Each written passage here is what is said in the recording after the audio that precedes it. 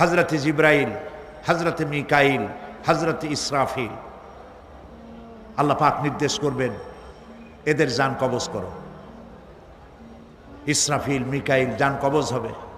হযরত জিবরাইল আমিন শাদীদুল কুওয়া, প্রচন্ড ক্ষমতা আল্লাহ তাকে দান করেছেন, সুবহানাল্লাহ বলেন। দুনিয়ার সব নবীদের কাছে বাণী বহন করে নিয়ে আসছেন পূর্ণ অথেন্টিসিটির সাথে, সুবহানাল্লাহ। আল্লাহ পাক যাকে বলেছেন রূহুল আমিন, নবী করিম সাল্লাল্লাহু আলাইহি সাল্লামের মেরাজের রাত্রে যে কথা বলা হয়েছে, ওয়ালাকাদ রাহু বিল উফুকিল মুবিন, পশ্চিম দিক বলয় তিনি যে দেখতে পেয়েছিলেন, তাফসীর বলছে হযরতে জিবরাইলের পূর্ণ আকৃতিতে নবী করিম সাল্লাল্লাহু আলাইহি সাল্লাম তাকে দেখতে পেয়েছিলেন। হযরতে জিবরাইল যখন দুনিয়া আসেন, কোন কোন কিতাবে লেখা হয়েছে 600 ডানা আছে তার, 2 ঝাপটায় আকাশ থেকে জমিনে চলে আসেন, সুবহানাল্লাহ। হযরতে জিবরাইলকে আল্লাহ পাক বলবেন তাকে মওত দাও, হযরতে জিবরাইলও বিদায় হয়ে যাবে। আল্লাহ প্রশ্ন করবেন এখন আর কে বাকি?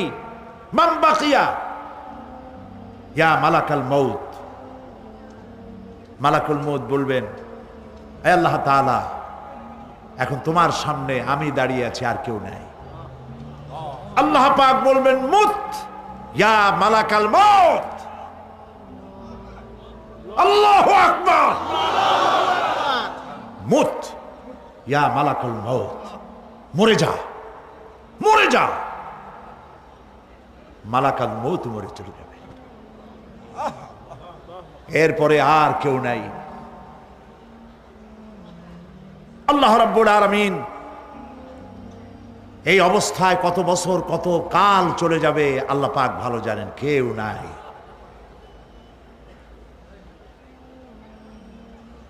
আজকের রাজত্ব কার? আল্লাহ প্রশ্ন করবেন আজকের রাজত্ব কার?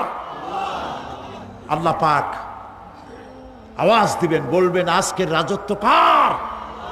কোনো জবাব নাই, আকাশের নাই, জমিনের নাই, আকাশও তো নাই, কারো কোনো জবাব নাই।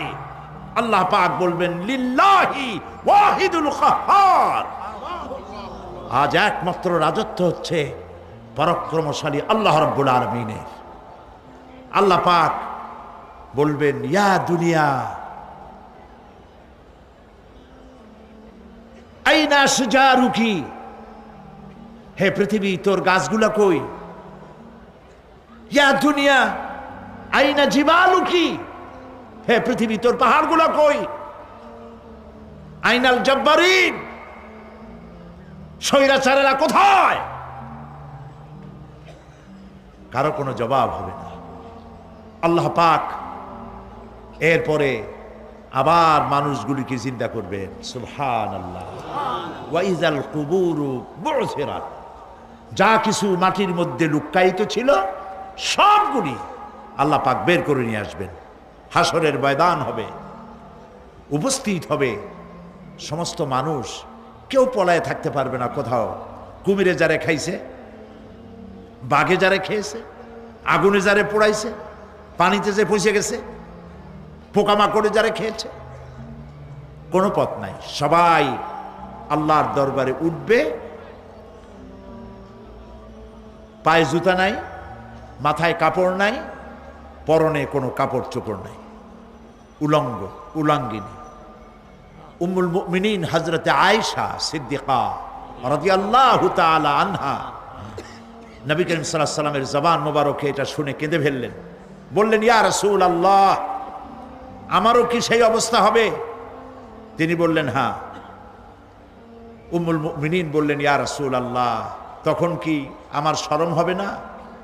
আল্লাহর নবী বললেন কিয়ামতের এই বিভীষিকাময় দৃশ্য দেখে মানুষ মানুষের দিকে তাকাবার কোনো হুঁশ থাকবে না।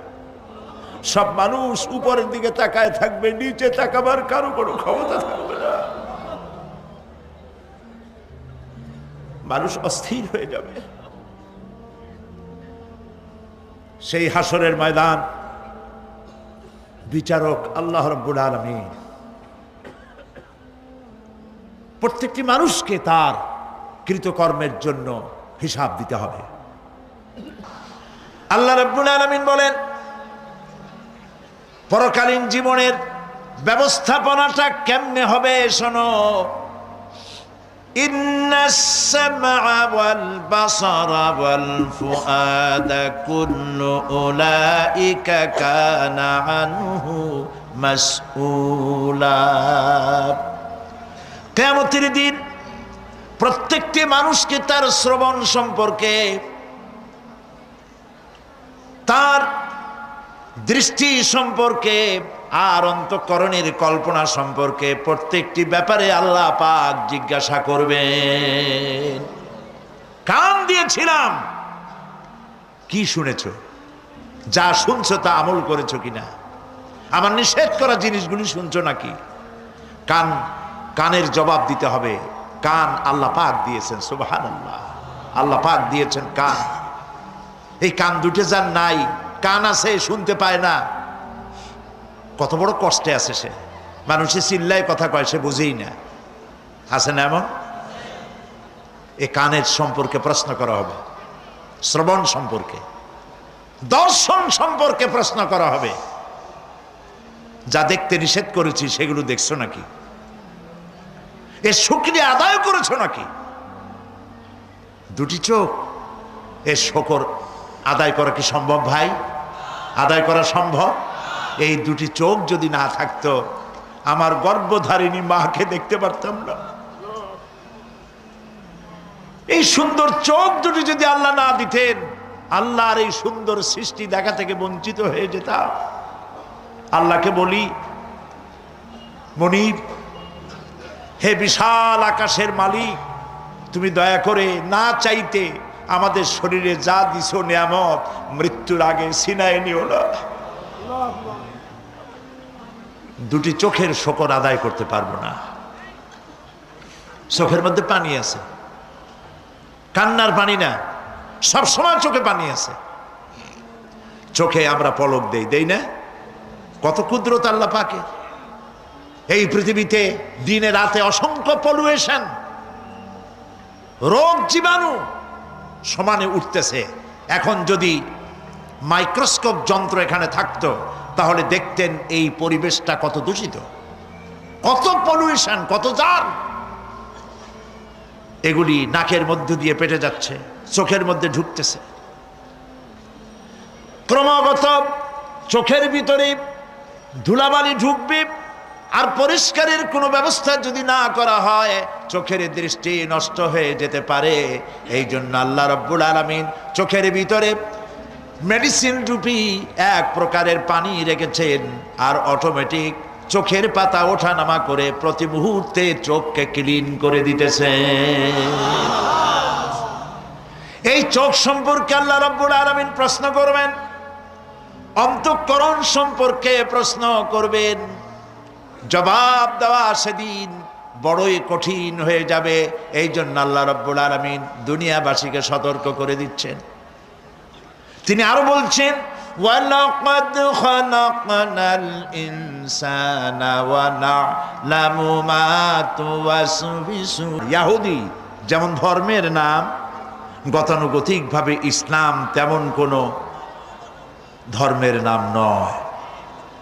ইসলাম হচ্ছে একটি পূর্ণাঙ্গ জীবন ব্যবস্থা। ইসলামের রয়েছে নিজস্ব ইতিহাস, রয়েছে নিজস্ব ঐতিহ্য, তাহজিব, তামাদ্দুন, সংস্কৃতি।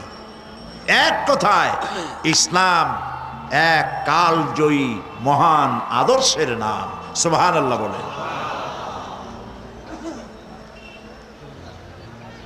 আমাদের দুনিয়ায় কোনো শত্রু থাকার কথা ছিল না। লক্ষ্য করুন, খুব বেশি লক্ষ্য করে কথা শুনবেন, তাহলে বুঝতে সুবিধা হবে। আলহামদুলিল্লাহ বলেন। আমাদের পৃথিবীতে কোনো শত্রু থাকতো না যদি আমরা শুধু মসজিদ নিয়ে পড়ে থাকতাম, যদি আমরা শুধু জিকির আজগার করতে থাকতাম, যদি আমরা শুধু জশ্নে জলুস আর গিয়ারা শরীফের মধ্যে নিজেদেরকে লিপ্ত করে রাখতাম। আমাদের কোনো শত্রু থাকতো না। আমাদের শত্রু হলো কেন? শত্রু হয়েছে এই জন্য আমরা সাংস্কৃতিক অঙ্গনে ভাগ বসাইছি, আমরা রাজনীতির কলিজার মধ্যে হাত ঢুকিয়ে দিয়েছি, আমরা অর্থনীতি সমাজনীতির মধ্যে ঢুকে পড়েছি। আর এটা আন্দাজ ঢুকি নাই, আল্লাহ ঢুকাইছে, সুবহানাল্লাহ। তাই ওরা আমাদের শত্রু। কারা শত্রু? মাওলানা আবুল কাসেম সিফাতুল্লাহ সাহেব তার বক্তব্যের মধ্যে কিছু কথা আলোচনা করেছেন। শত্রু কারা আপনারা নিশ্চয়ই চিনে ফেলেছেন, ইতিমধ্যেই চিনেছেন না? আল্লাহ পাক বলছেন, ওয়ালান তারদা আনকাল ইয়াহুদা ওয়ালান নাসারা হাত্তা তাত্তাবিয়া মিল্লাতাহুম। ইহুদি আর খ্রিস্টানেরা কোনোদিন তোমাদের উপরে খুশি হবে না। ওয়ালান, আলেমরা বুঝবেন লান কারে কয়। ওয়ালান, কখনোই ইহুদি খ্রিস্টানেরা তোমাদের উপরে খুশি হবে না যতক্ষণ পর্যন্ত তোমরা ইহুদি আর খ্রিস্টান না হয়ে যাচ্ছ। আমাদের মেয়েরা যদি ওদের মতো নগ্ন হয়ে কাপড় চোপড় ছেড়ে দিয়ে বিকিনি পরে যদি তারা সি বিচে দৌড়দৌড়ি করতে পারত, আমাদের মেয়েরা যদি ওদের মতো বব কাটিং চুল রেখে বেহায়া আর অশ্লীল হতে পারত, আমাদের পুরুষেরা যদি সব মাইকেল জ্যাকসনের মতো লারেলাপ্পা দিতে পারত, আমাদের জওয়ানেরা তরুণেরা শিক্ষাঙ্গনগুলি সব যদি বড় বড় কনসার্টে পরিণত হয়ে যেত, ঢোলের বাড়ির চোটে বাড়ির চাল উড়ে যাবে, এই অবস্থা যদি হতো, ইহুদিরাও নারাজ হইতো না, খ্রিস্টানেরাও নারাজ হইতো না। সব বলতো ইসলাম এরা হচ্ছে মডারেট, মোস্ট মডার্ন। এইরকম ইসলামই তো চাই, যে ইসলামে গান আছে, বাজনা আছে, যে ইসলামে মিউজিক আছে, যে ইসলামে ফ্রি মিক্সিং আছে, ওইরকম একটা ইসলাম তারা আশা করে। কিন্তু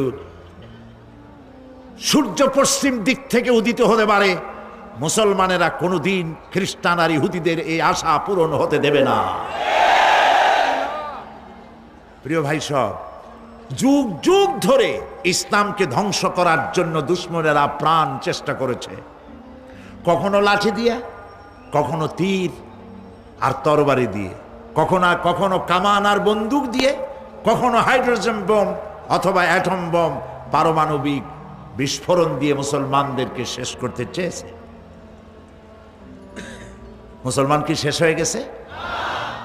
সতিজা কর রহা হ্যায় अज़ल से ताइम रोज, सतीजा कर रहा है अज़ल से ताइम रोज, चरागे मुस्तफ़ा भी से शरारे बुलहबी। সেই আবহমান কাল থেকে তারা চেয়েছে ইসলামকে দুনিয়া থেকে মিটাই দিতে। আবু জাহেল, আবু লাহাবরা চেয়েছে ফু দিয়ে দ্বীনের নূরকে, ইসলামকে বিদায় করে দিতে, কিন্তু কেউ পারে নাই, ভবিষ্যতেও পারবে না। আদর্শ দিয়ে আদর্শের মোকাবেলা করতে চেয়েছে, ইসলাম কালজয়ী আদর্শ মোকাবেলা করতে চেয়েছে সমাজতন্ত্র দিয়ে, করতে চেয়েছে পুঁজিবাদ দিয়ে, করতে চেয়েছে ধর্মনিরপেক্ষ মতবাদ দিয়ে, করতে চেয়েছে নাস্তিক্যবাদ দিয়ে। কোনো বাদ দিয়েই ইসলামকে ঠেকানো সম্ভবপর হয় নাই। অতঃপর সমাজতন্ত্র আর কমিউনিজমের যখন পরাজয় ঘটল বিশ্বব্যাপী, তখন পৃথিবীর মানুষের গন্তব্য ছিল কেবলমাত্র ইসলাম, আর কোনো পথ ছিল না। ইসলাম ছাড়া আর তাদের কোনো গন্তব্য ছিল না। সেই ইসলামের দিকে যাতে না আসতে পারে পৃথিবীর নির্যাতিত মানবতা, সেজন্য মুসলমানদের চিরদুশ্মন ইহুদি আর খ্রিস্টানেরা সম্মিলিতভাবে তারা কামান, বন্দুক, অ্যাটম বোমার চাইতেও মারাত্মক এক অস্ত্র তারা তৈরি করল। সেই অস্ত্রের নাম বলবো কি? কয়েকজনে বুঝেই ফেলেছে। সে অস্ত্রের নাম মিডিয়া। সে অস্ত্রের নাম, তাদের প্রচেষ্টায় গড়ে উঠল বিশ্বব্যাপী গুরুত্বপূর্ণ দুটো গণমাধ্যম। একটি হলো গ্লোবাল প্রিন্টিং মিডিয়া, আরেকটি হচ্ছে গ্লোবাল ইলেকট্রনিক মিডিয়া। বিশ্ববিখ্যাত সংবাদ সংস্থা রয়টার, এপি, এনা, এপি, সিনহুয়া, তাস, পিটিআই, ইউপিআই, যতগুলি নাম বললাম পৃথিবীর নাম করা সংবাদ সংস্থা, এর একটাও মুসলমানদের হাতে নাই। 80-র দশকে ইসলামিক নিউজ এজেন্সি নামে একটা নিউজ এজেন্সি তৈরি হয়েছিল জেদ্দায়, মুসলমানদের পক্ষে কথা বলার জন্য। মাশাআল্লাহ, কয়েক বছর যাইতে না যাইতেই ইসলামিক নিউজ এজেন্সি অফাত পাইল, তার কুলখানি আর চল্লিশা সব শেষ হয়ে গেল।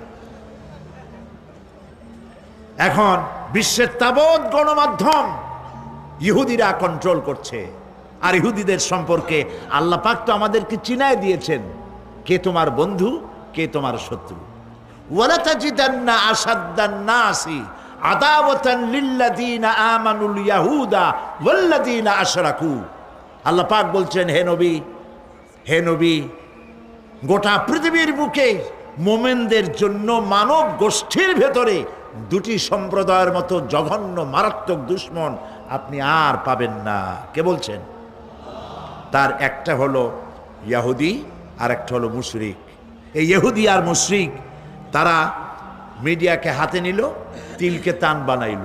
মিডিয়ার কাজই হচ্ছে তিলকে তাল বানানো আর তালকে অদৃশ্য করে দেওয়া। কথা বুঝতে পেরেছেন? এটাই হলো তাদের কাজ। এই মিডিয়ার মাধ্যমে বিশ্বের কোথাও কোনো বিস্ফোরণ হলে বলা হয় এটা করেছে কারা? বলেন, কারা করেছে? মুসলমান। এ ছিল প্রিন্টিং মিডিয়া। এর থেকেও মারাত্মক হচ্ছে ইলেকট্রনিক মিডিয়া, আরো মারাত্মক। সেটি হচ্ছে এই ইলেকট্রনিক মিডিয়ার মাধ্যমে এর প্রভাব এত ভয়াবহ, আকাশ সংস্কৃতির মধ্য দিয়ে তারা একচ্ছত্র তাণ্ডবে দুনিয়ার ইসলাম আর মুসলমানদেরকে লন্ড ভন্ড করে দিচ্ছে, অশ্লীলতার সয়লাব বইয়ে দিচ্ছে। মুসলিম বিশ্ব নিজ ঘরে অসহায় হয়ে আজ বসে আছে। এসব মিডিয়াগুলির মধ্যে রয়েছে CNN, BBC, star TV, Zee TV, DDI, ABCD, XYZ, অভাব নাই, অসংখ্য ইলেকট্রনিক মিডিয়া। এই মিডিয়ার বদৌলতে ইসলামের জঘন্য দুশ্মনেরা কাশ্মীর, ফিলিস্তিন কিংবা চেচেন মুজাহিদদেরকে তারা উগ্রবাদী আর সন্ত্রাসী বলে দুনিয়ার সামনে মৌলবাদী বলে নিন্দিত করার জন্য প্রাণ চেষ্টা চালিয়ে যাচ্ছে। ইহুদি খ্রিস্টানরা সার্বীয় সন্ত্রাসীদেরকে রুশ, রাশিয়ার শ্বেত ভল্লুক অথবা বিজেপির হায়নাদের অথবা অভিশপ্ত ইহুদিদের অকল্পনীয় সন্ত্রাসের বিরুদ্ধে তারা টু শব্দটাও করতেছে না, ঠিক কিনা? যত দোষ মুসলমানদের ঘাড়ে। সেই জন্য এক্ষেত্রে আমাদের দেশের বুদ্ধিজীবী যারা এবং বুদ্ধিজীবী নামের পরজীবী আর ভারতের উচ্ছিষ্ট ভোগী এক শ্রেণীর কলামিস্ট, ভারতের টাকায় পরিচালিত পত্রিকার মাধ্যমে বাংলাদেশকে পৃথিবীর সামনে হেয় প্রতিপন্ন করার জন্য আপ্রাণ চেষ্টা চালিয়ে যাচ্ছে। প্রিয় ভাই, সব ভূমিকা লম্বা করব না। দুঃখ এখানে ইমানি শক্তির ঘাটতি থাকার কারণে বিশ্বে প্রায় 52টি মুসলিম দেশ থাকা সত্ত্বেও মুসলমানদের কাছে আজ মিডিয়া না থাকার কারণে তারা এতিম। বিশ্বের 51 ভাগ সম্পদ এই মুসলমানদের হাতে আছে, কিন্তু মিডিয়ার ক্ষেত্রে তারা একেবারেই ফকির, গরিব, খয়রাতি, কিচ্ছু নাই তাদের। মুসলিম ধনী দেশগুলি ইচ্ছে করলে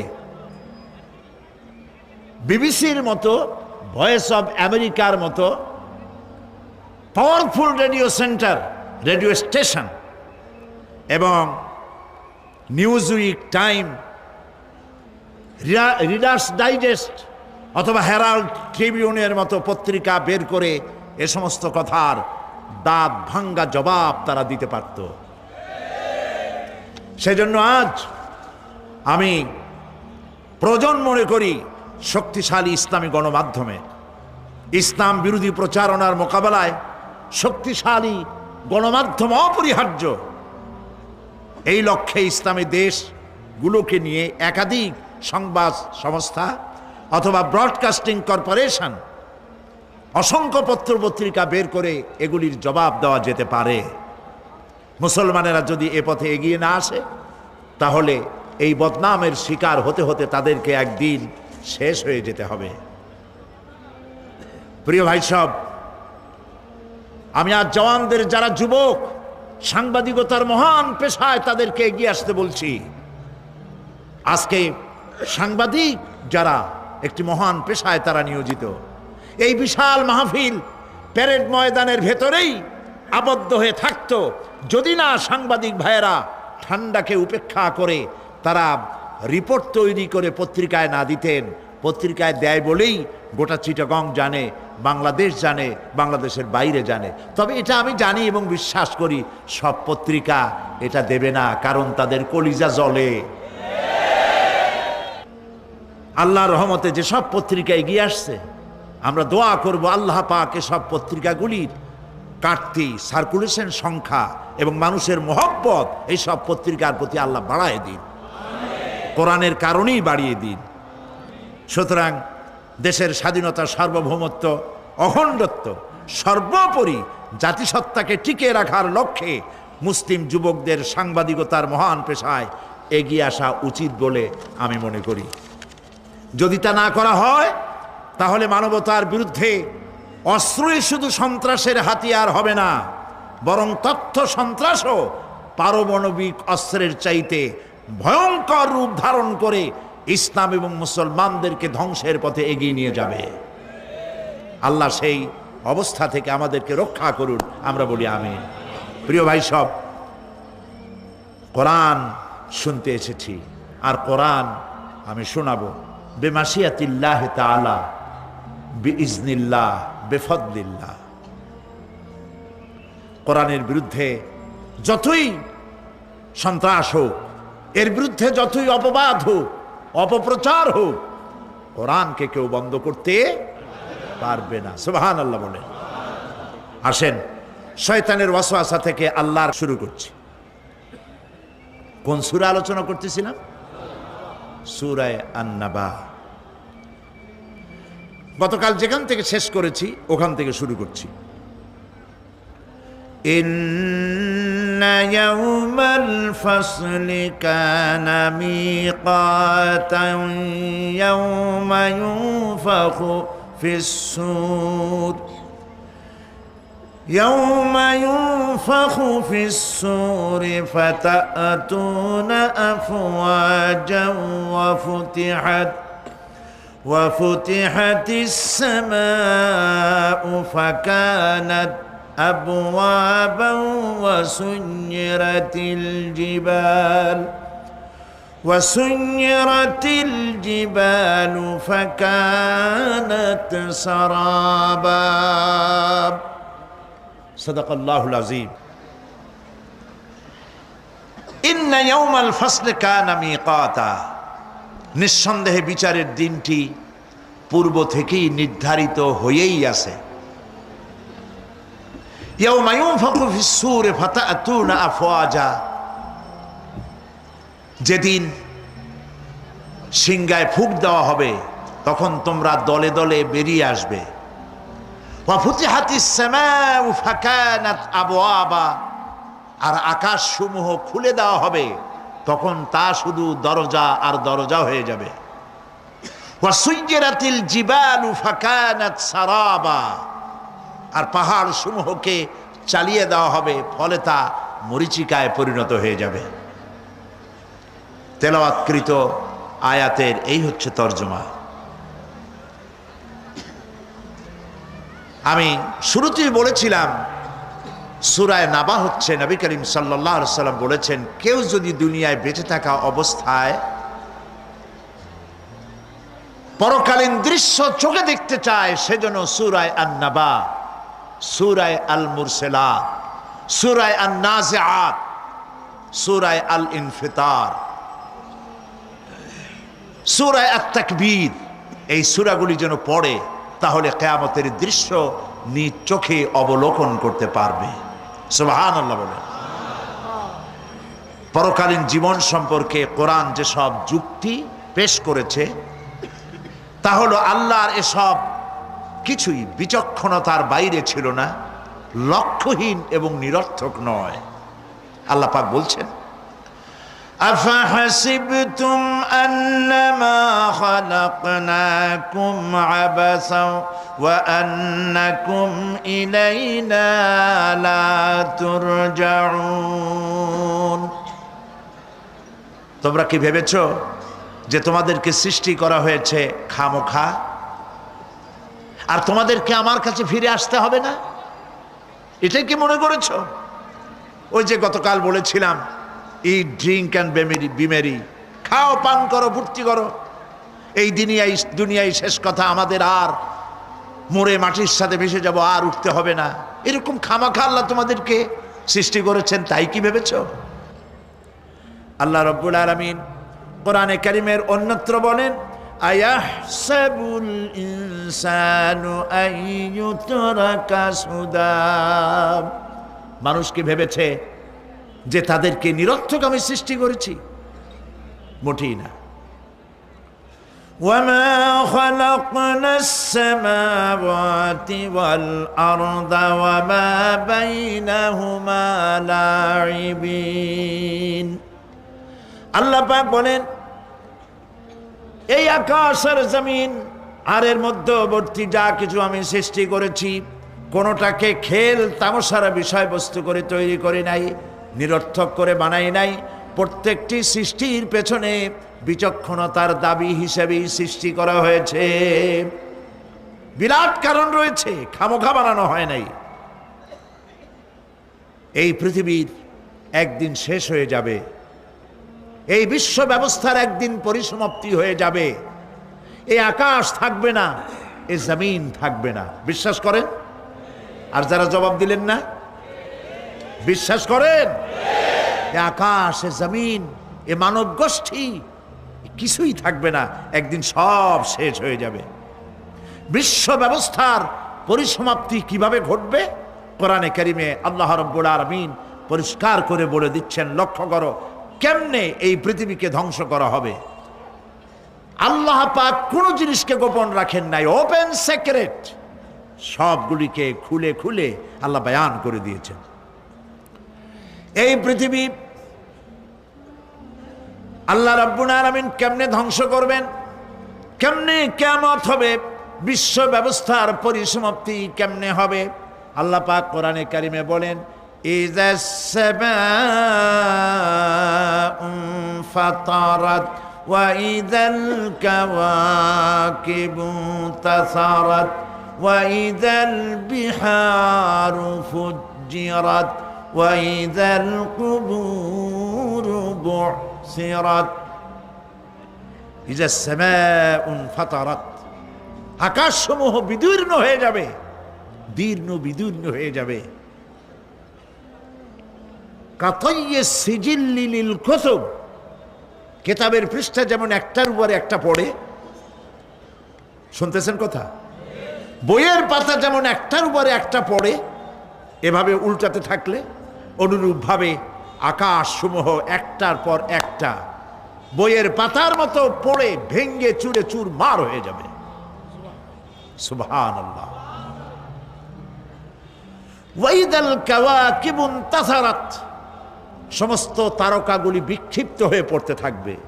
তারকা, আপনারা কি মনে করেন নাকি যে তারকাগুলি আতশবাজি যেমন ফুটকে ফুটকে ওঠে, ওই রকম কতগুলি ছিটকে ছিটকে পড়বে, চোখে দেখা যাবে, মাটির সাথে কিছুই পড়বে না, এরকম মনে করেন নাকি? তারকা সম্পর্কে আপনাদের ধারণা কি? বিশাল তারকা, কত তারকা, সমুদ্রের বেলাভূমিতে দাঁড়িয়ে বালুকণাগুলি, সমুদ্রের বালুকণাগুলি গোনা যদি সম্ভব হয়, আল্লাহর আকাশে কত তারকা গুণে শেষ করা যাবে না। এ তারকা এতটুক নয়, যতটুক আপনি দেখেন বিশাল তারকা, যে সূর্য পৃথিবীর চাইতে 13 লক্ষ গুণ বড়, এরকম 1.5 থেকে 2 অথবা 3 কোটি সূর্য খাইয়া পেটের মধ্যে হজম করতে পারে এমন হাজার হাজার বিলিয়ন বিলিয়ন তারকা আল্লাহ পাক গ্যালাক্সির মধ্যে পয়দা করে রেখেছেন। এগুলি যখন ছিটকা পড়তে থাকবে পৃথিবীর উপরে, ওয়াইদাল কাওয়াকিবুন তাসারাত, সমস্ত তারকাগুলি বিক্ষিপ্ত হয়ে পড়তে থাকবে।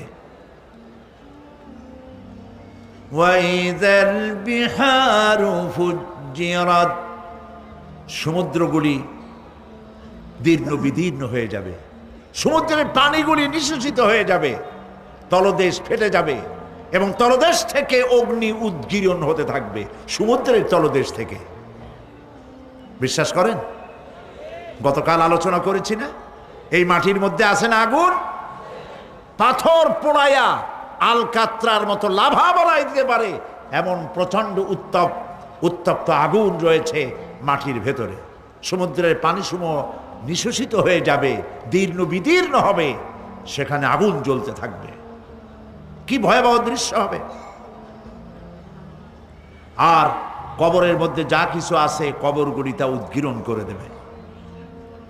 অন্য সূরার মধ্যে আল্লাহ পাক বলছেন, ইযাশ শামসু কুমিরাত ওয়া ইযান নুজুমুন কাদারাত ওয়া ইযাল জিবালু সুজ্জিরাত, যখন সূর্যকে ঢেকে দেওয়া হবে, বিশাল সূর্যটা হারায় যাবে আর তারকাগুলো বিপর্যস্ত হয়ে যাবে, পাহাড়গুলিকে চালিয়ে দেওয়া হবে। ফাইদান নুজুমু তুমিসাত ওয়া ইদাস সামাউ ফুরিজাত ওয়া ইদাল জিবালু নুসিফাত, যখন তারকা স্থিমিত হয়ে যাবে, তারকাগুলিতে কোনো আলো থাকবে না, আসমান বিদীর্ণ হবে, পাহাড় সমূহ উড়ে দেওয়া হবে। সুবহানাল্লাহ বল। পাহাড়গুলি উড়ায় দেওয়া হবে। অবস্থা লক্ষ্য করেন, আকাশ ভেঙে ভেঙে পড়তেছে, তারকাগুলি বিক্ষিপ্ত হয়ে পড়তেছে, সব সমুদ্রের পানি শেষ হয়ে গিয়েছে, সমুদ্রের তলদেশ ফেটে ফেটে অগ্নি উদ্গীরণ করে দিচ্ছে, সূর্য ঢাকা পড়ে গেছে। মহান আল্লাহ রাব্বুল আলামিন বলেন, শুধু সূর্য ঢাকা পড়বে না, মানুষেরা দেখতে পাবে ফাইদা বারিকাল বাসারু ওয়া খাসাফাল কমারু ওয়া জুমিআশ শামসু ওয়াল কমার, যখন চক্ষু বিস্ফারিত হবে, মানুষের চোখগুলি ছানা বড় হয়ে যাবে। এই দৃশ্য দেখে চাঁদে আলো নাই, সূর্যতে আলো নাই, চাঁদ আর সূর্য দুটি একাকার হয়ে যাবে। আল্লাহ পাক বলছেন, ওয়া হুমিলাতিল আরদু ওয়াল জিবালু ফাদুক্কাতা দাক্কাতান ওয়াহিদা, জমিন আর পাহাড়গুলোকে এর মধ্যে সংঘর্ষ বাঁধিয়ে দেওয়া হবে, পাহাড়গুলি উঁচু করে মাটির উপরে আছাড় মারা হবে, একই আঘাতে পাহাড়গুলি চূর্ণ বিচূর্ণ হয়ে যাবে। সুবহানাল্লাহ। এই কথার মধ্যে কোনো ভুল আছে? কেবলমাত্র কাফের, বেঈমান, তাদের কলিজায় এ কথা ভয়ের সৃষ্টি না করতে পারে। ইমানদারদের কলিজা ফেটে যাওয়ার কথা। কি ভয়াবহ দৃশ্য! তারকা পড়তেছে, আকাশ ভাঙতেছে। খালি রাশিয়ার একটা রকেট বহু বছর পর্যন্ত মহাশূন্যে উঠতেছিল, একদিন পত্রপত্রিকায় দেখতে পেলাম ওইটা ভেঙে পড়বে, ওইটার মেয়াদ শেষ হয়ে গেছে, ভেঙে পড়বে। বিশ্ব মহাচিন্তায় পড়ে গেল কোন দেশে পড়বে। যদি কোনো দেশের উপরে পড়ে সে দেশ শেষ হয়ে যাবে। বিল্ডিং, মানুষ, স্থাপনা সব চূর্ণ বিচূর্ণ হয়ে যাবে, ভয়তে অস্থির। রাশিয়ার বিজ্ঞানীরা চেষ্টা করলো সেটাকে সরাইয়া কোনো জমিনে যাতে না পড়ে মহাসমুদ্রে ভালাবার জন্য চেষ্টা করতে লাগলো। মনে আছে ঘটনা আপনাদের? পত্রপত্রিকা যারা পড়ে মনে থাকারই কথা। রাশিয়ার একটা রকেট, এটার কত বড় হবে, ওইটা ভেঙে চুরে পড়বে, সে ভয়তে দুনিয়া অস্থির। আর আল্লাহ পাক বলছেন, এতে কোনো সন্দেহ নাই, আকাশ একটার পর একটা ভেঙে চুরে চুরমার হয়ে পড়তে থাকবে, তারকাসমূহ বিক্ষিপ্ত হয়ে পড়বে, দরিয়া দীর্ণ বিদীর্ণ হয়ে যাবে, চন্দ্র আর সূর্য ধাক্কা লেগে একাকার হয়ে যাবে, চাঁদে আলো নাই, সূর্যে আলো নাই, অন্ধকার এক বিভীষিকাময় পূর্ণ হয়ে যাবে গোটা বিশ্ব। পাহাড়গুলো উঁচু করে মাটির উপরে আছাড় দেওয়া হবে, এক ধাক্কায় পাহাড়গুলো ভেঙে চুরে চুরমার হয়ে যাবে। সুবহানাল্লাহ। এই অবস্থা যখন, এই ভয়ঙ্কর পরিস্থিতি যারা লক্ষ্য করবে, আল্লাহ রাব্বুল আলামিন বলেন মানুষেরা ভয় অস্থির হয়ে দৌড়দৌড়ি আরম্ভ করবে। ইয়াকুলুল ইনসানু ইয়াউমাইদিন আইনাল মাফার। মানুষেরা পাগলের মতো শুধু দৌড়াদৌড়ি করবে আর বলবে পালাবো কোথায়, ভাগবো কোথায়, কোথায় যাব? আল্লাহ রাব্বুল আলামিন জবাবে বলেন কাল্লা লা ওয়াজারাইলা রাব্বিকা ইয়াউমাইদিনিল মুস্তাকার। কখনই নয়, ভাগবার জায়গা নাই, পালাবার জায়গা নাই। আল্লাহ রাব্বুল আলামিনের আশ্রয় ছাড়া কোনো আশ্রয় নাই।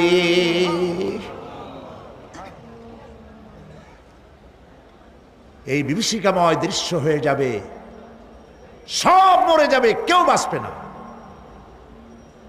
মালাকুল মউতকে আল্লাহ পাক জিজ্ঞেস করবেন কে এখন বেঁচে আছে আর কারা বেঁচে আছে। তিনি বলবেন